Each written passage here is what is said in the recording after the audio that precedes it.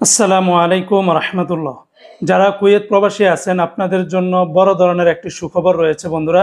সময়টা খুবই কম। যাদের পাসপোর্ট আপনারা সংশোধন করতে চান তারা এই সময়টার ভিতরে অবশ্যই শুধুমাত্র অনলাইন যেই আপনাদের জন্ম নিবন্ধন রয়েছে বাংলাদেশের, সেটার মাধ্যমে আপনারা সংশোধন করতে পারবেন।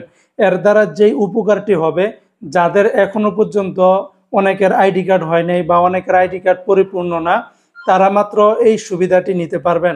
তবে এটা খুবই সময় সীমিতর ভিতরে।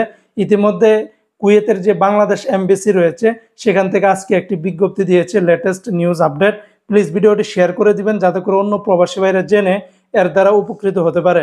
তো এখানে বলা হয়েছে যে জন্ম সনদ ব্যবহার করে পাসপোর্টের তথ্য সংশোধন সংক্রান্ত বিজ্ঞপ্তি কুয়েত প্রবাসী সকল বাংলাদেশি নাগরিকগণের সদয় অবগতির জন্য জানানো যাচ্ছে যে সুরক্ষা সেবা বিভাগ স্বরাষ্ট্র মন্ত্রণালয়ের নির্দেশনা মোতাবেক আগামী 30শে জুন অর্থাৎ এটা মে মাসের একদম শেষ চলতেছে, তারপরে জুন মাস, মানে এক মাস 10 দিনের মতো আছে। আগামী 30শে জুন 2025 সাল তারিখ পর্যন্ত জাতীয় পরিচয়পত্র এনআইডির পাশাপাশি অনলাইন জন্ম নিবন্ধন সনদ ব্যবহার করে পাসপোর্টের তথ্য সংশোধন করা যাবে।